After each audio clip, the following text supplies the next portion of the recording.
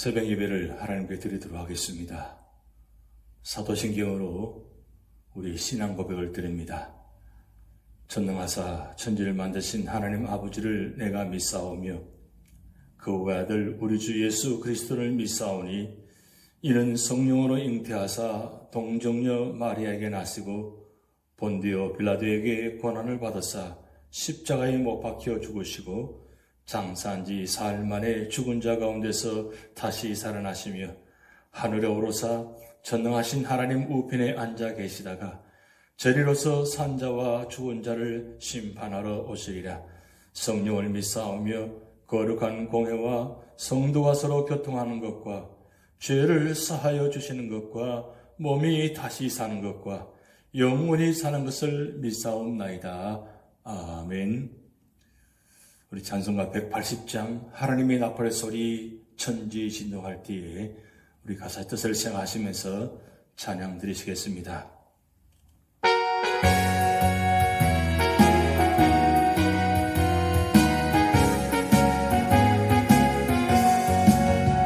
하나님의 나팔 소리 천지 진동할 때에 예수 영광 등에 구름 타시고 천사들 세계 만군 모든 곳에 보내어 구원받은 성도들을 모으리. 나팔 불 때 나의 이름 나팔 불 때 나의 이름 나팔 불 때 나의 이름 부를 때에 잔치 참여하겠네. 무덤 속에 잠자는 자 굳게 다시 일어나 영원로 부활 승리 얻으리. 주가 택한 모든 성도 구름 타고 올라가 동중에서 주의 얼굴 배우리. 나팔 불 때 나의 이름 나팔 불 때 나의 이름 나팔 불 때 나의 이름 부를 때에 잔치 찬양하겠네. 주님 다시 오실 날을 우리 알 수 없으니 항상 기도하고 깨어 있어서 기쁨으로 보좌 앞에 우리 나가서고 그때까지 참고 기다리겠네. 나팔 불 때 나의 이름 나팔 불 때 나의 이름 나팔 불 때 나의 이름 부를 때에 잔치 참여하겠네. 나팔 불 때 나의 이름 나팔 불 때 나의 이름 나팔 불 때 나의 이름 부를 때에 잔치 참여하겠네.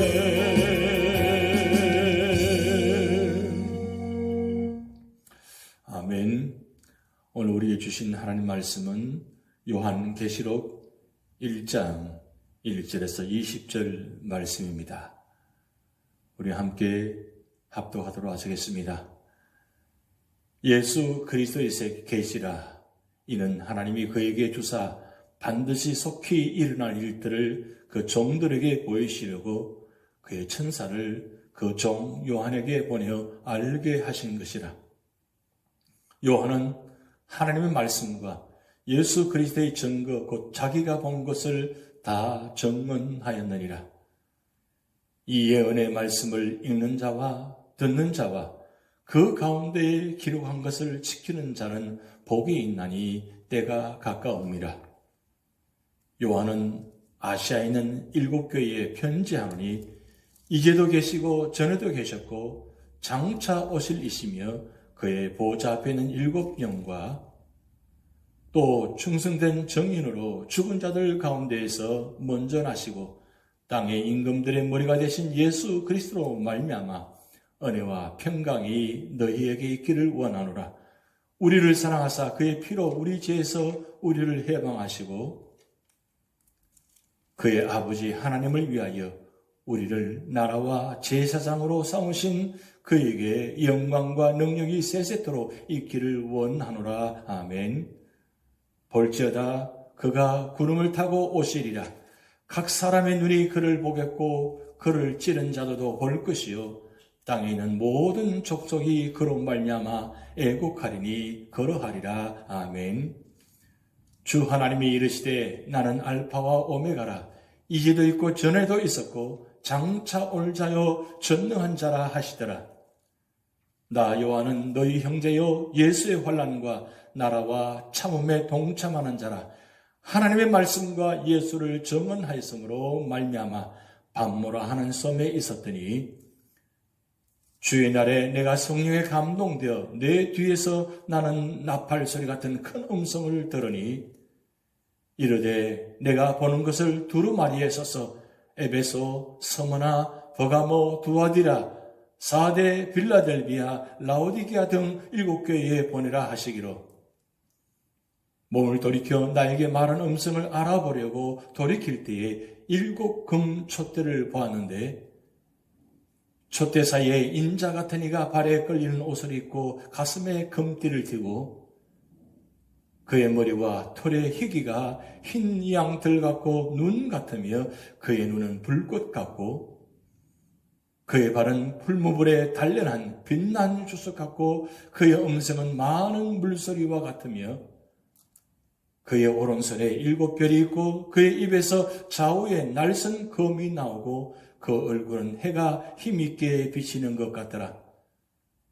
내가 볼 때 그의 발 앞에 엎드러져 죽은 자 같이 되매 그가 오른손을 내게 얹고 이르시되 두려워하지 말라. 나는 처음이요 마지막이니 곧 살아있는 자라. 내가 전에 죽었었노라. 볼지어다 이제 세세토록 살아있어 사망과 엄부의 열쇠를 가졌노니 그러므로 내가 본 것과 지금 있는 일과 장차 될 일을 기록하라. 내가 본 것은 내 오른손에 7별의 비밀과 또 7 금촛대라. 7별은 7교회의 사자요 7 촛대는 7 교회니라. 아멘. 요한계시록의 근원은 하나님이십니다. 이 책의 성격은 예언적이지만 수수께끼나 숨겨온 내용이 아니요 성도들의 믿음을 굳게 하며 밝은 소망을 갖게 하는 데 있습니다. 우리는 계시록을 통해 배워야 할 것이 무엇입니까? 첫 번째로는 1절 3절 말씀을 통해서 계시의 말씀을 읽고 듣고 지키는 자가 되어야 한다고 말씀하고 있습니다. 요한계시록은 예수님의 사랑하시던 제자 요한이 하나님의 계시를 받아 기록한 책입니다. 여기 계시란 막을 열고 그 속에 감추인 것을 드러내 보여준다는 뜻이며 현재와 미래를 다스린 하나님께서 간직하고 계셨던 미래의 비밀입니다. 세계 역사, 교회 역사에 대한 하나님의 계획을 우리에게 공개하는 내용의 책입니다. 하나님께서는 미래에 대하여 모든 것을 아시는 분입니다. 또한 모든 일이 하나님에 의해 계획되었기 때문입니다. 이 사실을 바로 알고 계셨다면 미래에 대한 두려워할 필요가 없는 것입니다. 하나님께서는 예수님을 돋보이게 하셨습니다. 원래 계시는 하나님 것인데 하나님께서는 예수 그리스도의 계시라고 하셨습니다. 그러면 미래에 대한 계시가 전달된 계통을 살펴보겠습니다. 하나님께로부터 예수 그리스도 그리고 그의 천사 그리고 그의 종 요한 그리고 독자란 말은 이 계시의 말씀을 읽고 듣고 지키는 자입니다. 결국 하나님께로부터 예수 그리스도를 통해서 천사를 통해서 종 요한을 통해서 우리에게 전달되어졌다는 뜻입니다. 요한은 하나님의 말씀과 위대하신 예수 그리스도를 다 증거하였습니다. 이것은 하나님의 계획으로 이 계시의 말씀을 읽는 자, 듣는 자, 전하는 자, 지키는 자, 순종하는 자는 복을 받는다고 말씀하고 있습니다. 3절 말씀에 이 예언의 말씀을 읽는 자와 듣는 자와 그 가운데 기록한 것을 지키는 자는 복이 있나니 때가 가까움이라. 이 세상에서 복 있는 사람은 어떤 사람이냐? 세상적인 기준인 복이 아니라 하나님 기준의 복이라는 것입니다. 그러면 하나님의 기준의 복은 무엇이냐? 바로 하나님께서 우리에게 주신 축복의 말씀, 그 말씀을 읽는 자, 또 그 말씀을 언제나 듣는 자, 그리고 그 말씀을 기록한 것을 지키는 자. 이 3단계의 축복이 우리 삶의 자리에 있을 때에 우리는 복 있는 사람이라고 말씀하고 있습니다. 과연 우리는 우리의 말씀을 어떻게 대하고 있습니까? 듣기만 합니까? 아니면 읽기만 합니까? 아니면 실천하고 있습니까? 우리 삶의 자리에 이 말씀을 읽고 듣고 지키는 것이 우리 삶의 자리에 있을 때에 그 하나님은 우리에게 복 있는 사람이라고 말씀하고 있습니다. 시편 1편의 말씀 보면 복 있는 사람은 악인의 길을 따르지 아니하고 죄인의 길에 서지 아니하고 오만한 자의 자리에 앉지 않고 언제나 우리 삶의 자리에 그 말씀을 주야로 묵상하고 즐거워하는 자가 바로 복 있는 사람이었습니다. 우리 삶의 자리가 과연 어떤 모습으로 살아가고 있습니까? 어떤 길을 걸어왔습니까? 지금 현재 어떤 길을 걷고 있습니까? 아니면 앞으로 어떤 길을 걸어갈 것입니까? 누구와 함께 걸어왔습니까? 누구와 함께 걷고 있습니까? 누구와 함께 걸어갈 것입니까? 우리 믿음의 사람은 언제나 하나님과 함께 걸어와야 되고 함께 걷고 있어야 되고 앞으로 하나님과 함께 동행하면서 걸어가야 될 것입니다. 그런데 하나님과 함께 걷는다는 말씀은 하나님 말씀과 함께 한다는 뜻입니다. 하나님께서 아브라함에게 주신 그 축복의 말씀을 아브라함은 그 말씀을 따라갔다고 했습니다. 따라갔다는 말은 하나님 말씀과 동행했다는 뜻입니다. 동행하는데 그 말씀의 자리가 힘들고 어려워도 우리는 언제나 그 하나님 말씀과 동행할 때, 함께할 때 하나님은 그 길을 인도하실 것입니다. 그래서 예수님은 이 땅에 오셔서 요한복음 14장 6절 말씀을 통해서 나는 길이요 진리요 생명이라고 말씀했습니다. 우리가 주님 대신 길과 그 길을 함께 걸어갈 때 이 세상 우리의 모든 길은 아무도 알지 못합니다. 앞으로 우리가 어떤 길이 놓여질지 아무도 모릅니다. 그렇지만 길 대신 주님과 함께 걸어갈 때에 누구보다도 잘 아시는, 완벽하게 아시는 그 주님과 함께 동행하며 함께 갈 때 그 길이 온전할 것입니다. 그런데 그냥 길을 걸어가는 것이 아니라 언제나 말씀과 함께 한다는 뜻은 하나님과 함께 한다는 뜻입니다. 그래서 시편 기자는 여호와의 율법을 주야로 묵상하는 자로다. 언제나 말씀을 묵상한다는 뜻은 말씀을 생각한다는 뜻입니다. 그런데 말씀을 생각할 뿐만 아니라 그 말씀을 실천하고 말씀을 지키는 자가 된다는 말씀입니다. 그래서 요한계시록 1장 3절 말씀은 바로 요한계시록 전체의 주제 요절이면서 우리에게 주신 말씀입니다. 과연 어떤 사람이 복 있는 사람이고 어떤 사람이 천국에 들어갈 사람이고 어떤 사람이 마지막 때 주님 오심을 기다리는 사람이냐? 바로 이 말씀을 읽는 자, 듣는 자, 그리고 그 가운데 기록한 것을 지키는 자가 바로 복 있는 사람이고 축복받은 사람이라는 말씀입니다. 두 번째로는 은혜와 사명을 잘 감당해야 한다고 말씀하고 있습니다. 4절에 11절 말씀 보면 이 은혜가 무엇인지 사명이 무엇인지를 왜 감당해야 되는지를 말씀하고 있습니다.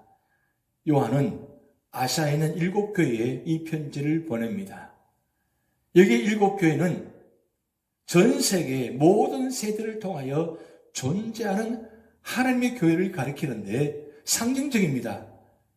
에서 보두 사빌라 이 7교회에 편지를 보낸 내용이지만 사실은 모든 세대를 통해서 보내는 편지라는 뜻입니다. 요한은 이 교회들이 예수 그리스도를 말미암아 은혜와 평강이 있기를 기도하면서 말씀을 기록해 놓았습니다. 충성스러운 적인이시며 죽은 사람들 가운데서 제일 먼저 부활하시고 세상의 왕들을 다스리시는 예수 그리스도께서 우리를 사랑하여 구원해 주시고 하나님을 위하여 거룩한 날에 제사장으로 삼으셔서 구원의 역사를 감당할 사명을 맡겨주신 것입니다. 그런데 이 예수님께서 구름을 타고 심판주로 오시겠다고 말씀합니다. 10절 말씀 보면 볼지어다 그가 구름을 타고 오시리라. 각 사람의 눈이 그를 보겠고 그를 찌른 자들도 볼 것이요 땅에는 모든 족속이 그로 말미암아 애곡하리니 그러하리라. 아멘. 마지막 때에 주님께서 구름을 타고 오시는데 이 구름을 타고 오신 주님을 모든 사람이 본다는 말씀입니다. 보는데 어떤 사람이 믿음의 사람도 그리고 악한 사람도 다 같이 봅니다. 다 같이 본다고 말씀했습니다. 그런데 모든 족속이 그로 말미암아 애곡하리니 그러하리라. 아멘. 왜 애곡하나요? 주님 오시면 기뻐해야 되는데 왜 애곡하나요? 바로 악한 자는 애곡한다는 뜻입니다. 그래서 예수님은 초림으로 오실 때는 구원자로 오시고 그리고 우리의 모든 삶의 자리를 구원하시기 위해서 오신 예수님이신데 마지막 재림의 주는 심판주로 오신다는 겁니다. 심판주로 다시 오실 예수님께서는 알파와 오메가가 되시는 전능하신 분이라고 오늘 말씀 기록하고 있습니다. 그러면 예수 그리스도께서 왜 다시 오십니까? 그것은 우리를 죄에서 구원하신 예수님께서 다시 오시는 목적은 하나님의 나라는 완전히 이루기 위해서입니다. 그러므로 우리 중에 어느 누구도 예수 그리스도의 재림과 미래의 일을 신화나 허무맹랑한 이야기처럼 웃어 넘겨서는 안 된다는 것입니다. 이런 자는 마지막을 비참하게 맞이하게 된다고 요한계시록 21장 8절 말씀에 기록하고 있습니다. 하나님의 절대적 사랑 때문에 구원받은 우리는 믿음을 굳게 하여 받은 은혜와 사명을 잘 감당해야 될 것입니다. 당시 사도 요한은 말씀을 전가하다가 외롭게 추방당해 밤모섬에 오게 되었습니다. 이런 요한에게 성령께서 임하셔서 예수님의 음성과 일곱 교회와 영광스러운 예수 그리스도의 모습을 보여주신 것입니다. 마지막 세 번째로는 12절에서 20절 말씀을 통해서 예수님께서 교회들 중에 계심을 알아야 한다고 말씀하고 있습니다. 요한은 촛대사회에서 다니시면서 모든 것을 통찰하시며 통치하시는 예수 그리스도를 보았습니다. 예수님께서는 교회의 중심이 된다고 말씀하고 있습니다. 2장, 3장에 보면 많은 교회가 잘못을 저질러도 예수님께서 교회에 여전히 계신다고 말씀하고 있습니다. 예수님께서는 인간의 모습으로 오신 하나님이시며 왕이신 분입니다. 인자는 예수님의 왕권을 말해주고 있습니다. 또 발에 끌린 흰옷과 가슴에 검띠는 대제사장이심을 가리키는 것입니다. 예수님께서는 교회를 다스리시는 왕이시며 지금도 중보사역을 계속하고 계시는 대제사장이십니다. 또한 흰머리 카락은 예수님의 거룩함과 영원하심을 나타낸다고 말씀하고 있습니다. 예수님께서는 불꽃 같은 눈으로 우리의 생각과 영들을 전부 감찰하십니다. 그러므로 예수님 앞에 불의한 행동이나 생각을 감출 수가 없는 것입니다. 아무것도 숨길 수 없습니다.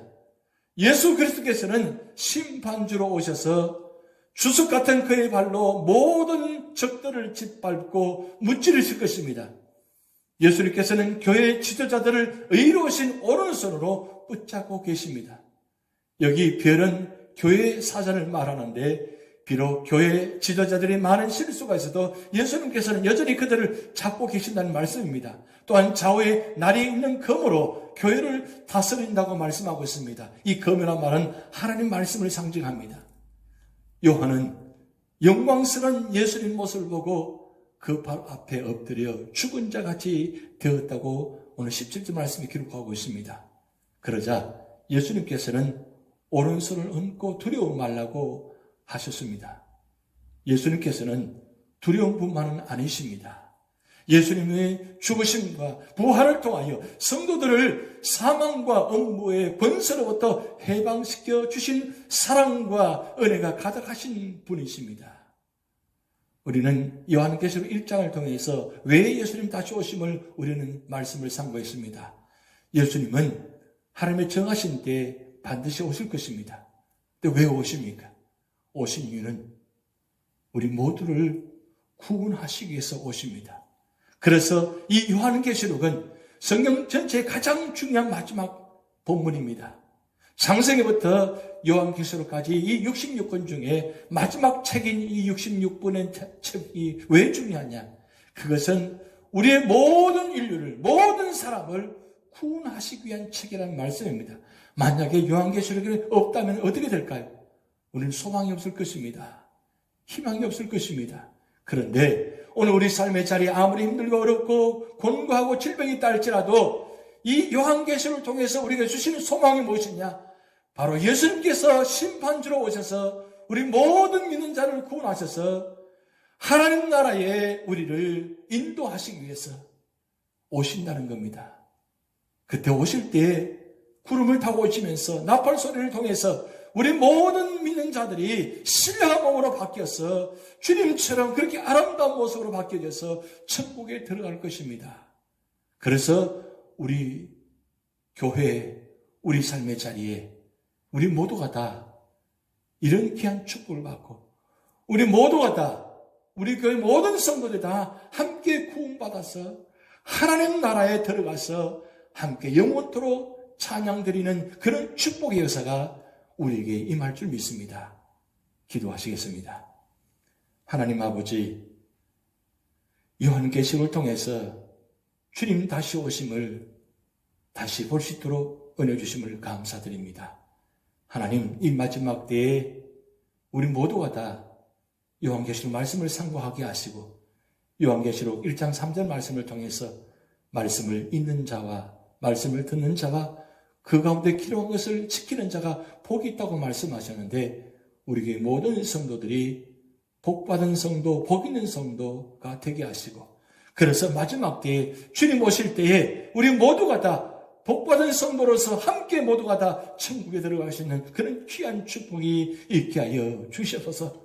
오늘도 우리 모든 삶의 자리에 이 말씀이 떠나지 않게 하시고 말씀을 지키는 가운데 하나님께서 함께 하시는 말미암아 오늘 삶도 모든 걸 다 이겨내게 하시고 성령 충만, 말씀 충만, 은혜 충만한 삶이 되도록 하나님 축복하여 주시옵소서. 감사드리며 예수님의 이름으로 기도하옵나이다.